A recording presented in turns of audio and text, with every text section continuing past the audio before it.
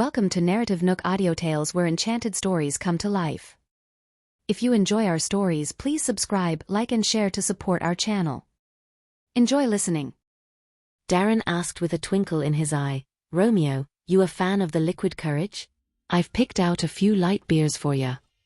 Romeo glanced at Arabella instinctively before answering obediently, "No, I don't drink." Catching Belinda's gaze, Darren chuckled and put the beer bottles back. "Well, I guess I'll pass too. Just didn't know if you had a taste for it, so I picked out a few." "Good on ya, lad. Staying sober's a fine habit." Swallowing, he looked longingly at the bottles. He'd been hoping for a cheeky pint. Belinda knew he was itching for a drink but deliberately ignored it, smiling warmly at Romeo. "This is your first time over for dinner, we weren't sure what you like. If there's anything on the table that's not to your taste, just say the word and I won't have it made next time." "He's not fussy at all. Eats everything," Arabella chimed in quickly. Romeo looked at Arabella with an adoring gaze. "Bella's right. I'm not picky at all." "You're such a catch," Belinda said as she got up to serve him more food. "Dig in then. These dishes are the family favorites." "Thanks, Grandma Belinda." After serving Romeo, Belinda turned to Arabella. "Here you go, Bella. Eat up. You work so hard and I can't really share your burdens, but I hope this meal makes life feel a bit brighter, even if just for a moment." Arabella softened. "Thank you, Grandma." "Don't mention it, sweetie. This soup's killer, really hits the spot." Darren also stood up, ladling some for Romeo and then for Arabella. "Romeo, it's your first time here. Make yourself at home. Whatever you want to eat or drink, don't hold back." Bard clapped him on the back gingerly. "After we eat, I'd love to have a good chat with you." "You're putting the boy on the spot. He'll lose his appetite." Eunice laughed as she served Romeo some more food. "Don't mind him. He just wants to get to know you better." Feeling their warmth and seeing them continually filling his plate, Romeo replied gratefully, "Thank you, Uncle Bard, Aunt Eunice." Serena watched as the family fussed over Romeo and Arabella, and felt she was a fifth wheel, utterly invisible. "So, Romeo, are you focusing more on domestic or international growth these days?" Bard asked with a grin. "I hear you came to Dawnstar just for Bella." "Both fronts are moving at the same pace, but it's mainly about Bella. Wherever she is, that's where I'll be." The family exchanged knowing smiles and teased, "Oh," as Arabella shot Romeo a look that said, "Can you stop?" But Romeo just smiled at her indulgently. "Bella's parents wanted to come by today, but I told them we're planning to head to Reflections Villa with the grandparents for the celebration. It'll be a grand time, and you should join us." Upon Bard sent the invitation, Eunice interjected, "Romeo has his own family to be with. I heard his grandparents have just got back on their feet, and his parents are back in the country. Let him fulfill his family duties first. He can join us any time. Or he could have dinner twice on that day, one with his family and then with us. He's practically one of us anyway. We'd love to have him over." As soon as Darren said this, everyone burst into laughter. "Pop, you're gonna stuff the poor boy before he's even your grandson-in-law," Eunice laughed as she ladled Darren some soup. Darren looked hopefully at Romeo, thinking how much livelier that day would be with him there. Romeo chuckled. "Actually, my parents also invited Bella over for dinner.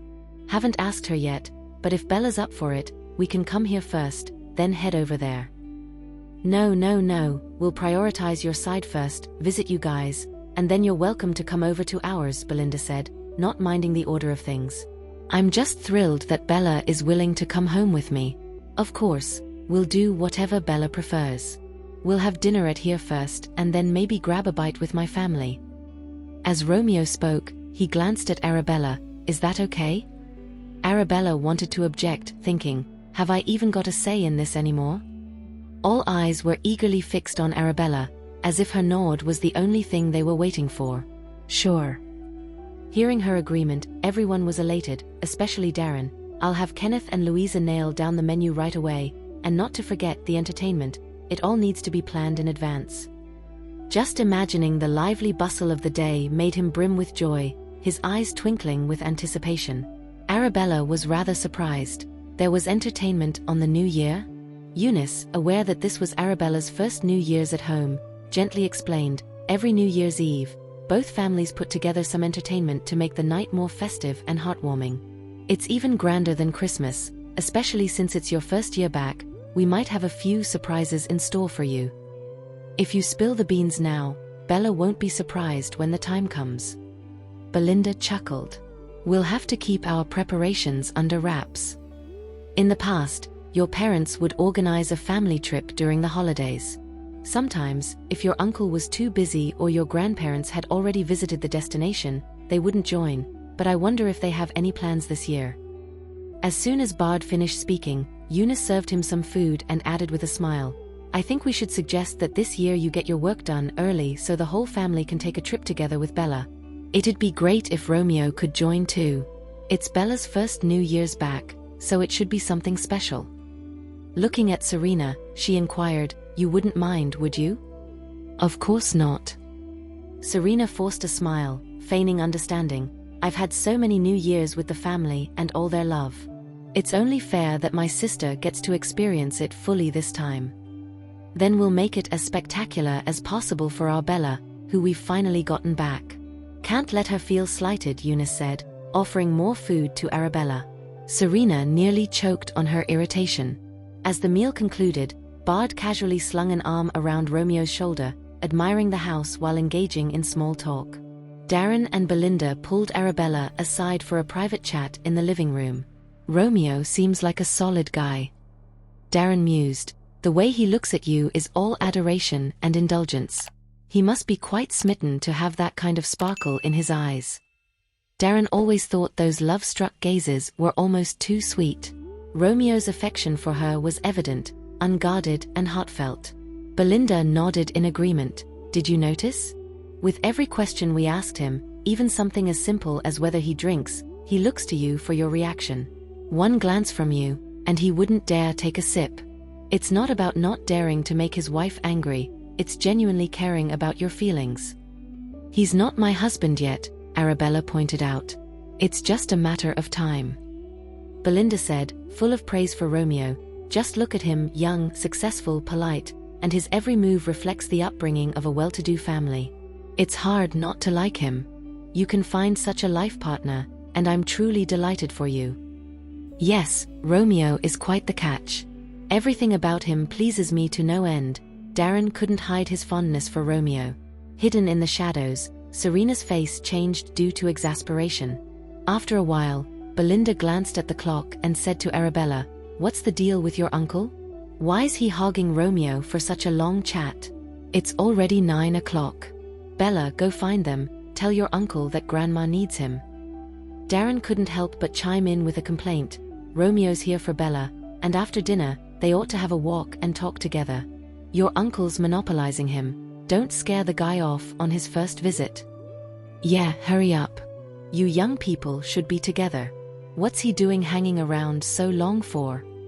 Belinda nudged Arabella towards the garden to find them. Bard and Romeo were hitting it off splendidly, and if it wasn't for Arabella's arrival, Bard might not have realized he'd been hogging Romeo's time. You guys chat, Bard said with a chuckle, making space for them. Once her uncle had left, Arabella asked, what's been keeping you so entertained? The wedding, Romeo said affectionately. Your uncle wants to come to our wedding. He said he'd give us a hefty gift. Arabella was taken aback that they'd discussed something so far in the future. Romeo reached for her hand. I've got a few buddies around here who want to meet you. Are you free? You have friends? Arabella was surprised. In the half year they'd been together, she didn't realize a man of few words like Romeo had friends. Noticing her surprise, Romeo smiled indulgently, just a couple of old chums. It doesn't really matter if you meet them, but I want them to see that I've got such a wonderful fiancé. He gently stroked her cheek, which was soft and smooth. Arabella knew what he was up to. He wanted to flaunt their love in front of others. All right then. Romeo hadn't expected her to agree so quickly, his eyes shimmering with joy. I'll arrange a time and let you know in advance. Sounds good. Hand in hand, they strolled through the garden until 10 at night when Arabella suggested he head back to rest. Romeo went to say goodbye to Darren and the others, who warmly saw him to the door, piling gift after gift into his car until the trunk was full. "These are little tokens from your grandparents, uncle and aunt, you can't say no." Darren insisted, saying affectionately, "Come over for dinner anytime. We all like you a lot, and so does Bella. I really shouldn't accept this."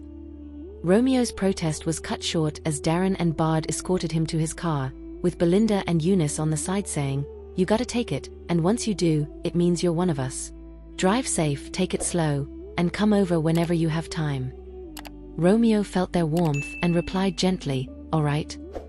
He turned to Arabella, his tone as tender as ever, "I'll call you when I get home." "Okay. I'm heading out. Thanks for the kind hospitality tonight. It's chilly outside, you guys should head in." "Ah, sure." They watched him leave before slowly heading back into the house. An hour later, after her bath, Arabella was catching up with Romeo on WhatsApp when she was startled by a rapid knocking on her door. "Mississippi. Collins, are you asleep? Mrs. Griffith needs you." Opening the door, Arabella was met with a hushed voice. "She looks a bit under the weather, seems like it's got something to do with the fright Serena had." "Serena? What happened to her?" "They say Serena came bolting out of the basement so scared she lost a shoe, pale as a ghost. I don't know the details, just bits and pieces from the other staff." Arabella knew the basement held some unsavory characters. Surely one of the grisly sights down there had spooked Serena. She followed the servant's lead to the study. Inside the study, Eunice sat with an austere expression, gazing down at the figure huddled in the corner. Serena was curled up, shaking uncontrollably. After closing the door, Arabella turned to Eunice. "Aunt Eunice, what happened?" Eunice looked at Serena, her face etched with gravity and silence, before finally speaking, "The man's dead." That was unexpected. 2 days ago, someone on the dark web had put a hefty bounty on her head. Eunice had traced the IP address to its source, dragged the perpetrator to the basement, and gave him a beating within an inch of his life. At that time, the man refused to divulge who was behind it all until Arabella had offered him a deal. Reveal the truth and she'd help fake his death so he could start fresh under a new identity. As he seemed to waver, Arabella gave him 2 days to think it over. But now, on the final day, he was dead. "How did he die?" Arabella inquired. "When did it happen?" "Half an hour ago, asphyxiation," Eunice explained, her gaze shifting back to Serena with a complex emotion. "Serena saw him last. It wasn't my fault.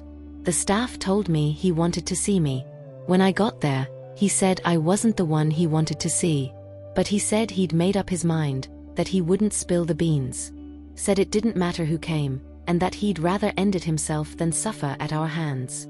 Then, suddenly, he went silent. When I looked again, he wasn't moving. I didn't know what happened." Serena was beside herself with fear, speaking incoherently. He was already so terrifying, covered in blood, and the basement was so dark and dreadful. She was clearly terrified. Arabella saw her hugging her knees, sitting on the floor, shaking and sobbing uncontrollably. She should be really aghast at it. "What did the servant say?" Arabella asked Eunice. "The servant said that guy wanted to see Mississippi. Collins, and she thought he wanted to see Serena, so she asked Serena over. She wasn't there to see what happened next, just waiting outside. Not long after, she saw Serena running out of the basement. When I checked, he was already dead. It's really not my fault." Serena's tears cascaded down her cheeks uncontrollably. "I swear I didn't know him. I have no idea why he wanted to see me. He even said it himself. He was looking for Miss Collins, my sister, not me. It was the maid who got it wrong. As for what he called the truth, how he died, I'm totally clueless. Aunt Eunice, you have to believe me. How could I possibly commit murder?" Serena seemed to be traumatized, sobbing without any regard for her appearance. She looked utterly pitiable. However, Eunice watched her with a complex expression in her eyes. Logically speaking, Serena simply didn't have the nerve to kill someone. But that man wanted to see Miss Collins, which meant he had figured something out and wanted to confess the truth to Bella, hoping she would help him create a new identity to start over. But upon seeing Serena, did he hesitate? Change his mind?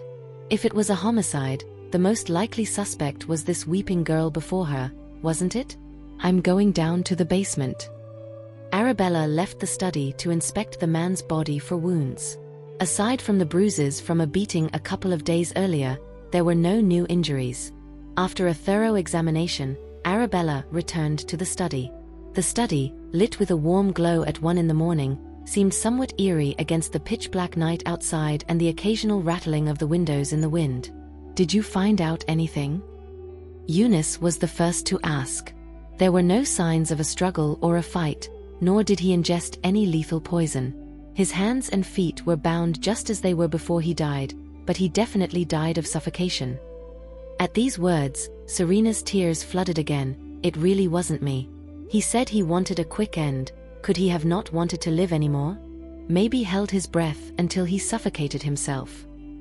Arabella had to clarify, it's impossible for a person to commit suicide without external help, including holding one's breath. When pushed to the limit, the brainstem and autonomic nervous system, which control breathing, automatically kick in. They are not governed by conscious thought. It's not like the brain can tell the body to stop breathing indefinitely without it eventually taking a breath. In simpler terms, if one holds their breath to the point of brain hypoxia, muscle relaxation would naturally occur, interrupting the breath-holding and preventing death. Could it be that he had some kind of disease, a sudden death? Serena speculated, looking pale with fear. I checked. It was mechanical asphyxiation, plain and simple. In other words, someone smothered him. Serena turned even paler, not me. When I saw him covered in blood, I was so scared I went weak all over. How could I have gotten close to him, let alone have the strength to smother him? Arabella's gaze also turned complex. Logically, Serena didn't have the courage or strength to kill a grown man, especially an assassin. If he had wanted to resist, even with his hands and feet tied, he could have easily overpowered a frail girl. But if not her, could there be a mole inside the house? Or had someone else infiltrated the estate unseen? However, this possibility was quickly dismissed by Arabella. The crime scene still had Serena.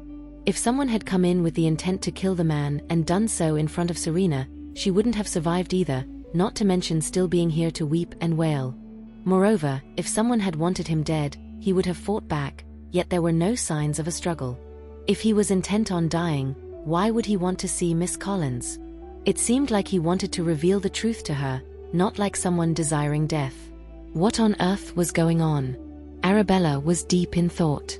Aunt Eunice, I swear it wasn't me. I didn't even know who he was. How could I possibly kill him? For one, I had no grudge against him, and for another, I don't have the guts or the courage. I had no motive and certainly no means to kill him. Why would I do such a thing? Serena was crying, the picture of injustice personified. Besides, it was the maid who summoned me. I was just about to hit the hay when she said someone wanted to see me. That's the only reason I went down there. I had no clue about all those people locked up in the basement. I'm no psychic. How could I have predicted that the maid would call the wrong person, much less that it'd be me? And I have no reason to do such a thing. Eunice, however, couldn't wrap her head around the situation, but given that Serena was the last one to see him alive, suspicion naturally fell on her. You're a doctor. Can't you check for fingerprints or something? Aunt Eunice, you know some pretty influential people. If I had smothered him, I would have left some evidence. Serena sobbed, It really wasn't me, Aunt Eunice. You might not believe me in other things, but murder, that's something I could never do. As Serena seemed on the verge of passing out from her tears, there was a sudden, urgent knock on the study door. Without further ado, Belinda burst in, finding Eunice and Arabella as if interrogating Serena, who was sobbing uncontrollably, looking as pitiable as a frightened little lamb. What's going on here? What happened? Belinda rushed in, concerned. Grandma. Serena opened her arms, seeking comfort from her grandmother, her body trembling with fear, barely able to stand. She desperately needed someone to hold her and offer solace. Belinda hurriedly walked over, questioning, What in the world happened? Eunice, it's the dead of night. What are you doing? Darren too peered in from the door, his expression a mix of confusion and concern. What's all this? He and his wife were about to turn in for the night when they heard a faint weeping from the study, which grew louder and unmistakably sounded like Serena. But they hadn't caught the details of the matter. Serena clung to Belinda, weeping unabated. She was just wailing helplessly without telling them the reason. Eunice, what in the world is going on? Belinda turned to Eunice, her voice filled with concern. It was late, and Serena was crying so hard she could barely breathe. Just let her go back to bed, Eunice suggested, not wanting to alarm the elders with the night's grim revelations. A hired hit on Bella, and the perpetrator somehow linked to doom. She felt frustrated that the lead had gone cold. Serena, having been the last to see him, was naturally a person of interest, but there was no evidence. Seeing her daughter-in-law's reluctance to divulge more, Belinda didn't press further, instead helping Serena to her feet with a gentle voice. Let's get you to bed, dear. We can talk about all this tomorrow. Serena was truly frightened, her legs weak. She nearly stumbled with her first step. Belinda held her tight. What scared you so much? Darren also stepped forward to help. Every time Serena thought of that dark and dreadful basement, the chills were uncontrollable. The cells holding people, their mournful cries, the bloody wounds, she never knew her uncle's house concealed such a nightmarish level. It was like a layer of hell on earth, utterly chilling to the bone. After they supported Serena away, one on each side, Eunice turned her gaze back to Arabella. She's definitely a suspect, but there's no proof she had a hand in this. Arabella preempted her aunt, knowing what she was about to ask. Keep digging, we'll probably find something. There's no need to rush this. Eunice wanted to say more, but ultimately nodded in agreement. You've had a long day too, go get some rest. Don't worry, Aunt Eunice. The truth will come to light sooner or later. Over the years, Arabella had investigated many cases and had learned the value of patience. Sometimes taking it slow could lead to more clues. Nodding thoughtfully, Eunice was left alone in the study after Arabella left. Until Bard, fresh from his shower, came knocking. Why aren't you in bed yet? Eunice recounted the events and shared her doubts. Let's say Serena hired someone to take out Bella, but that guy was locked in the basement by me before he could do anything. Suppose Serena had no idea where he was hiding after his initial failure until she stumbled upon him by accident. Fearing he'd rat her out, she then kill him. But why wouldn't he struggle if he wanted to live? And if he didn't want to live, why did he ask to see Bella again? 2 days ago, when Bella talked to him, I thought he wanted to live. Too many questions swirled in Eunice's mind, leaving her puzzled.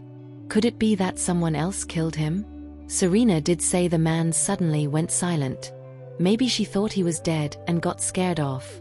After she ran, someone else could have sneaked in and finished the job, Bard speculated. If he was murdered, how could there be no struggle? Didn't he tell Serena he wanted to end it himself, saying it's better than suffering at our hands? Maybe the killer was one of his own. But Bella said there were no additional traces at the scene, no extra footprints. Maybe we overlooked some clue? Bard patted her shoulder reassuringly. Don't overthink it. I'll have the scene checked again. You should get some rest. Knowing that worrying wouldn't help, Eunice nodded. Wake me up as soon as there's any news, even if I'm asleep. Don't worry. I'll tell you immediately. Bard wrapped an arm around her shoulder to lead her back to bed, tenderly covering her with the quilt.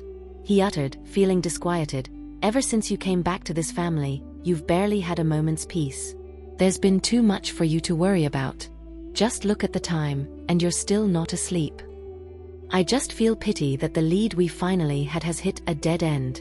If they're still out there trying to kill Bella, who knows how many dangers she'll face. Eunice's concern was genuine. But she couldn't share these worries with the elders at home, not wanting them to lose sleep fretting alongside her. Indeed, we should step it up and root out those people once and for all. Eunice had promised Arabella that even if it meant turning Dawnstar upside down, she would weed out the remnants of their enemies, leaving none behind. In the last few days, she had indeed ordered her subordinates to do just that, but the job wasn't finished when this incident occurred. All right, stop thinking about it. Get some sleep. Bard cooed gently until she began to feel drowsy. Only then did he turn off the main light, close the door, and leave.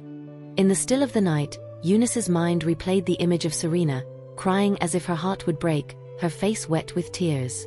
Could it be that she had wronged the girl? Serena had grown up with the finest education.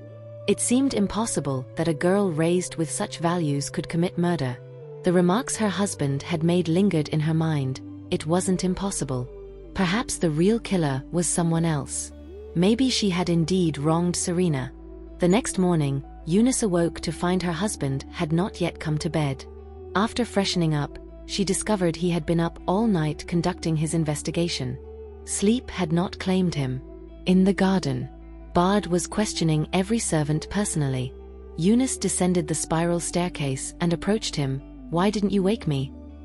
Then she turned to the servants gathered. "Did anyone confess anything?" "Mrs. Griffith, I swear I'm innocent." The servant, who had called Serena to the basement the previous night, fell to her knees at Eunice's feet, crying, "I've been with you since day one in this house. Whether you were out on business or at home, I was always by your side. All these years have gone by in the blink of an eye. You were injured once while saving my life. With such a heavy bond between us, how could I ever betray you?" Adam sobbed and continued, "Last night, that man asked to see Miss Collins. Since Mississippi. Arabella Collins' identity hasn't been made public. I thought maybe they wanted to see Miss Serena Collins." Because to everyone, Serena was known as Bard and Eunice's cherished niece, the beloved daughter of the Collins family. While Mississippi, Arabella Collins had only recently returned to the family, her identity still needed to be kept in secret. So I took it upon myself to ask Miss Serena Collins. I had no idea I was messing up your plans. I deserve to die, I do. Adam kept bowing his head, but to accuse me of betrayal, that I cannot accept.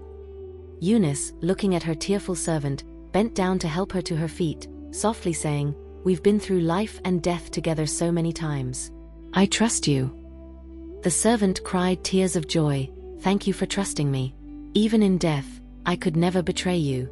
I owe you my life. In this life, I only take orders from you. You all may leave." "Yes." Once they had left, Eunice turned to Bard. "This line of questioning will get us nowhere. Have you checked the surveillance in the house?" Bard reported truthfully, "Yes, we've checked. There's no evidence of tampering or deletion. The nearby street cameras were functioning normally as well. No suspicious individuals were seen entering or exiting our estate last night." "And the basement, any new evidence there?" Eunice inquired. The basement was reserved for covert operations, hence it was devoid of cameras, too risky to have recordings that could fall into the wrong hands and cause trouble. Nothing as of yet. Last night, Bard had taken a few of his trusted subordinates to check out the scene, including a forensic expert. But the clues they found pretty much lined up with what Bella had said, death by mechanical asphyxiation, ruling out any pathological factors. "Once Serena calms down a bit, I'll have a chat with her." Bard mentioned casually, "Maybe she's forgotten some crucial detail, or perhaps a conversation might reveal something we hadn't caught before." Just then Darren, yawning, sauntered over and grumbled, "What's with all the secrecy around here? What are you all plotting? Poor Serena got so spooked last night, and she insisted on resting with her granny. I ended up moving to the spare room." Darren hadn't expected this. Finally he reunited with his partner, and yet now he had to vacate his own bed. "I heard the kid woke up screaming a couple of times, saying she was having nightmares." Eunice immediately pounced on this. "Did she say anything in her sleep? Any sleep talk?" "I wouldn't know, I wasn't the one sleeping next to her." Darren replied with a deep sigh, hands clasped behind his back. "Eunice, Bard, don't mind an old man's meddling. I've never interfered with your decisions or actions, even though I'm often in the dark about them. But I wholeheartedly trust your judgment because I know you both have your heads on straight." Bard and Eunice knew what he was hinting at, but they remained silent, choosing not to interrupt. "Bella's finally come back to this family, and we ought to make it up to her. But Serena's grown up under our watch too. Even if she's made a few small mistakes, there's no need to lash out and terrify the kid. You've never been that harsh with her before. Darren thought Serena had just slipped up on some trivial matter, earning a scolding from them. He continued, we've always said that we should treat all the kids equally. What if someone hired a hitman to kill Bella? Eunice interjected sharply, her gaze piercing. What? What are you saying? Darren clutched his chest, gasping for breath, the shock too much for him to handle. Easy, Dad. I'm just asking. Eunice quickly moved to pat him on the back. You're suggesting someone wanted to hire a hitman for Bella? And the scolding last night, do you suspect it's connected to her? Is the kid involved in something behind our backs? Maybe because the information was overwhelming, and Darren's heart couldn't bear it. No amount of clutching at his chest could ease the pain. Ever since his heart surgery, his own kin had upset him time and again. The last time someone falsely accused the ARBL Clear Group of selling defective products, which had left him similarly distressed. Yesterday, Arabella had reminded him during his checkup that he needed to keep his emotions stable and avoid any extreme upset. But Eunice's words had caused his heart to clench tight, like a fist squeezing hard. On one hand, there was the child he dearly loved for 18 years, and on the other, there was the darling girl who had returned to them after a long absence, having saved his and his wife's lives, and who had won his affection with her contributions to the family. Both were dear to his heart, but Eunice's words were like a knife twisting in it. Seeing Darren's pallor, Eunice quickly reassured him, it's nothing. I was just asking. I mean, do you think if Serena was involved in something as serious as hiring a hitman, that would justify the severity of last night's scolding? If it was a minor mistake, there's no need to dwell on it, right? Darren, breathing heavily, took a while before nodding. Eunice, tell me straight, what exactly happened last night? Considering his fragile health, Eunice applied directly, nothing serious really. Serena just stumbled upon some people I was keeping in the basement and got scared. I gave her a good talking to, and told her to stop wandering around like that again. Darren had long been aware of the people cooped up in the basement. His two sons, Bard and Samson, needed to be tough and resourceful to survive the cutthroat world they lived in. What on earth was Serena doing in the basement? Darren couldn't help but ask. Probably heard some noise, or caught one of the staff gossiping. You know how curious she is. Wanted to check it out for herself. Bard already gave those chatterboxes a good talking to. Eunice gently rubbed Darren's back, careful not to rile him further. Darren finally eased up a bit, no longer as stiff as it had been moments ago. No wonder the poor girl had nightmares last night. Darren mumbled with newfound clarity, she's never been exposed to anything like that, and those folks locked up in the basement must have scared her witless. He remembered how Serena had curled up in a corner of the study the previous night, crying pitifully. She must have been terrified. I should talk to her grandma, have her comfort Serena, help her forget all this sooner rather than later. As Darren spoke, a light bulb went off in his head. Why not have her and Bella head back home first? The holidays are just around the corner.